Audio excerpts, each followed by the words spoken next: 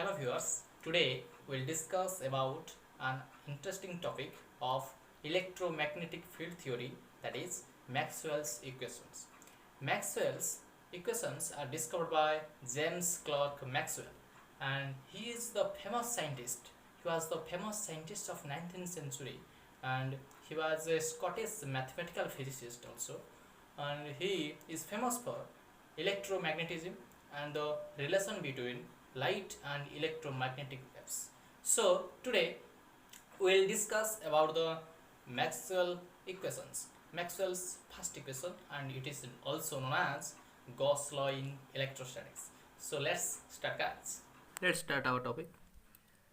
Maxwell's equations. Maxwell's equations are the combination of four equations. So they are, first is Gauss law in electrostatics. This is known as Maxwell's first equation. Second one, Gauss law for magnetism. This is Maxwell's second equation. Third one, that is Faraday's laws for EMI or electromagnetic induction. That is Maxwell's third equation. And last one is Ampere's circuital law, and that is also known as Maxwell's fourth equation. Today our discussion is Maxwell's first equation. Okay, what do you mean by Maxwell's first equation? Statement.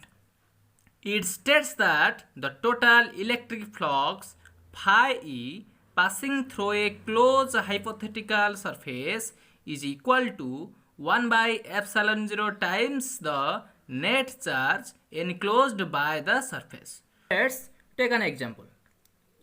So guys, this is our closed hypothetical surface, okay, and consider this is the small area above the surface, and it is denoted as ds. Understood? Small area ds, and this direction is the electric field direction. Understood? Electric field lines are there.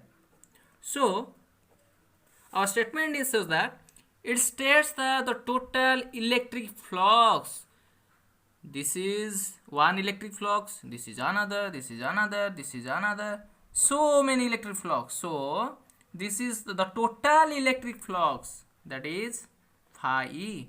So first of all, what do you mean by electric flux?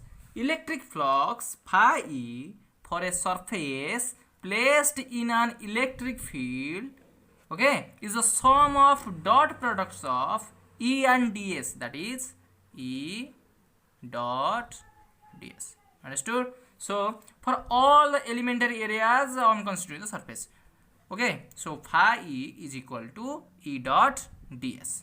Understood?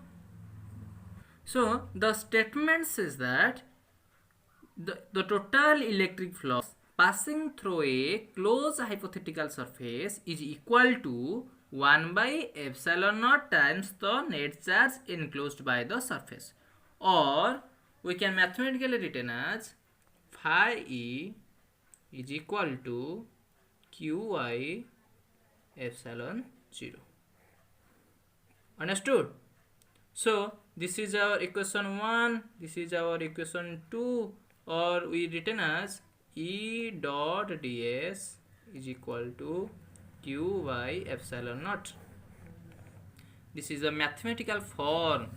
So in mathematical form we can write phi E is equal to surface integration E dot ds is equal to q by epsilon naught. Okay, understood? Or d dot ds is equal to q. How? So explain.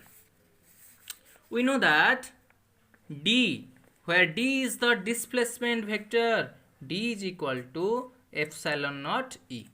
So in this equation we can write E epsilon 0 ds is equal to q, or E dot epsilon 0 or E epsilon 0 is equal to d dot ds is equal to q.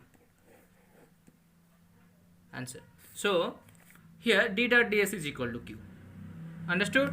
So where d is equal to epsilon 0 e and d is equal to displacement vector.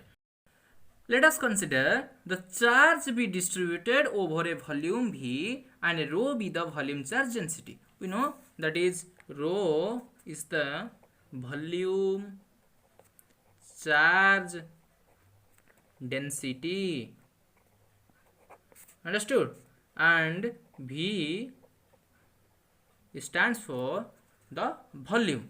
So you can write rho is equal to Q by V, because volume charge density is equal to total charge per volume. So this is a volume charge density, the definition of volume charge density. So we can write here Q is equal to volume integration rho dV. This is the total.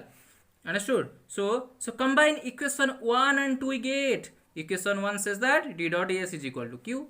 Equation 2 says that Q is equal to rho dV, volume integration rho dV. So combine equation 1 and 2 we get d dot ds is equal to rho dV, or surface integration of d dot ds is equal to volume integration of rho dV. So this is the integral form. So this is the integral form of Maxwell's first equation.